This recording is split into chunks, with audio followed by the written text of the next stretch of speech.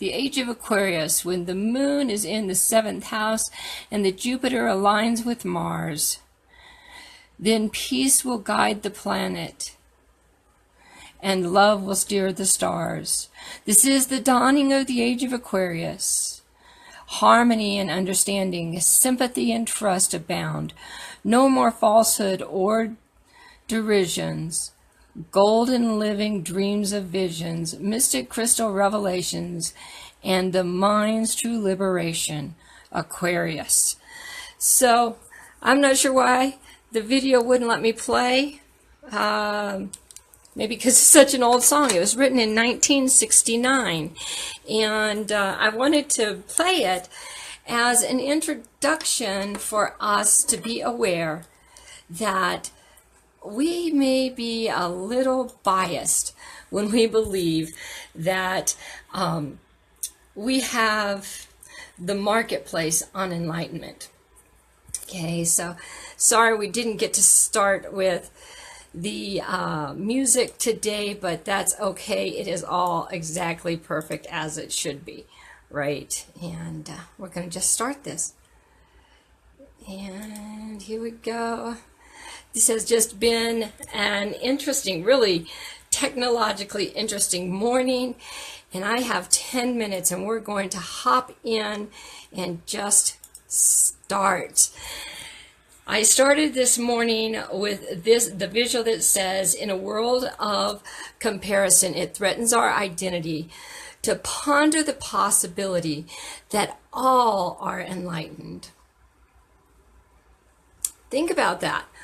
What would happen if you acknowledged that everyone you met is already enlightened?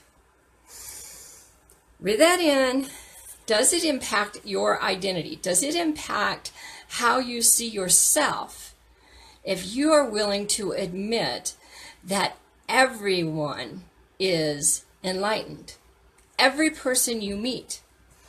So right now we hear a lot on media, in our Soulogy group, in various other venues, that this is the age of enlightenment. This is the time in which we are coming to know something we've never known before.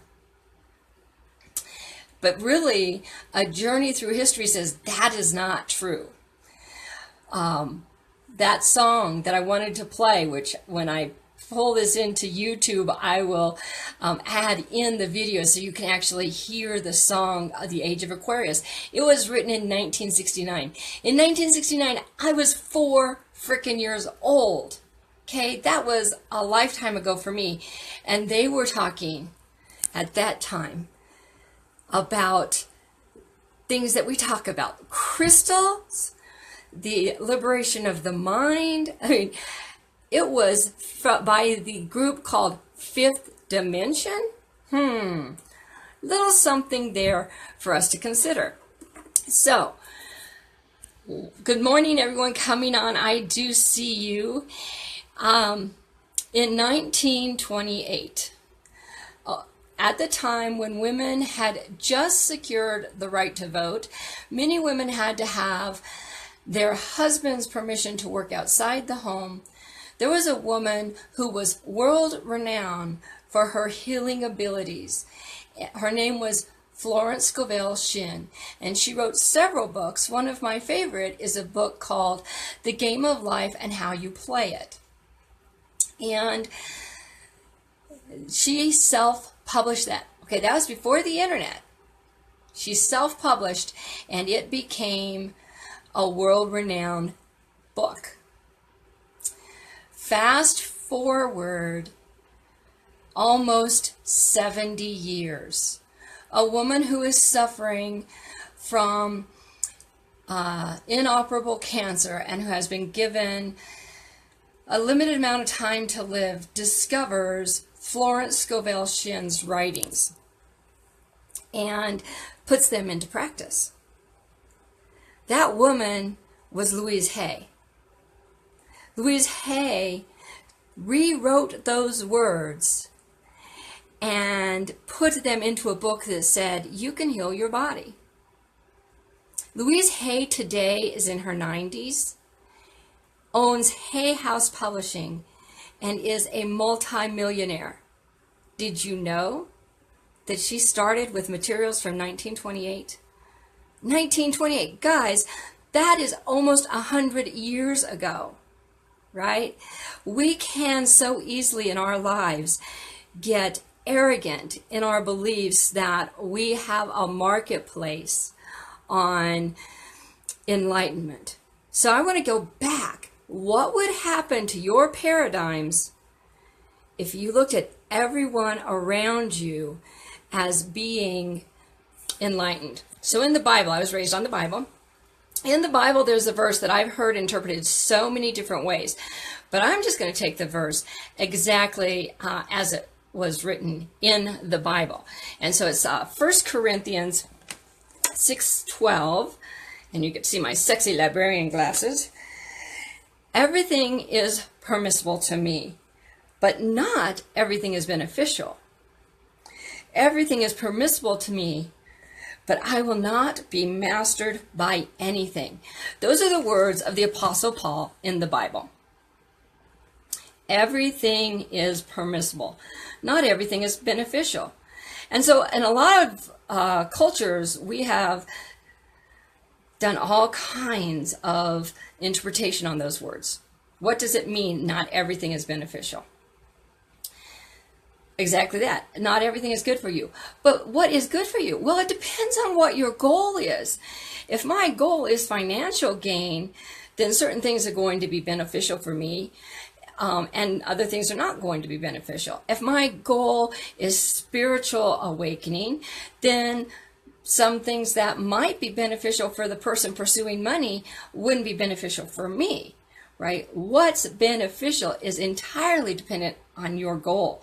Now, we believe in the sovereignty of the individual soul, which means that each soul has the right to live its life exactly as the love expression it is.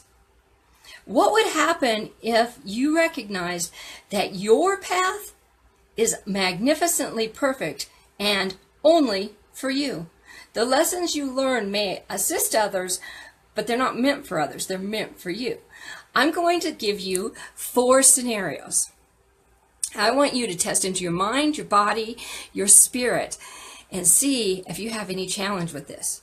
A man who is 350 pounds is as enlightened as a man who has cultivated his body so that all his muscles are toned and he has 6% or less body fat.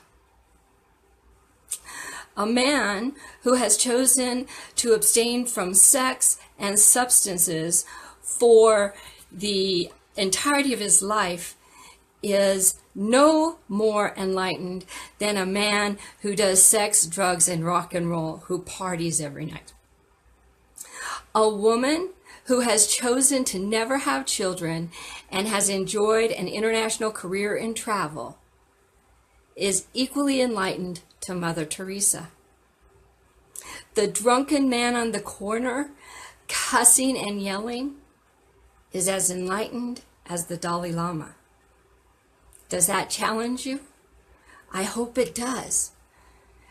Because the truly enlightened person, the truly insightful and awake person, knows that we're each taking an individual journey. There's no right or wrong way to do it. And everyone is enlightened. My path is my path and only my path. Now, it may benefit others. It may make their lives more easily conducted. It may help when I share it. But your journey is as important as my journey, because it invests energy into the all-knowingness. It invests energy into mass consciousness, right? What I put out informs everyone on this planet and everyone off this planet. It informs the animals, the plants, not just the beings of human form. All right, today I encourage you to challenge your concepts of what enlightenment truly is. Get out there and celebrate your magnificence. I see it. I want you to see it. Remember that we truly are walking this journey as one. Everything you do impacts me. Everything I do impacts you. And so therefore, I choose love. And I love you. I love you. I love you. Thank you, everyone who participated. I'm going to hop in there and comment back. I love you. Celebrate you today.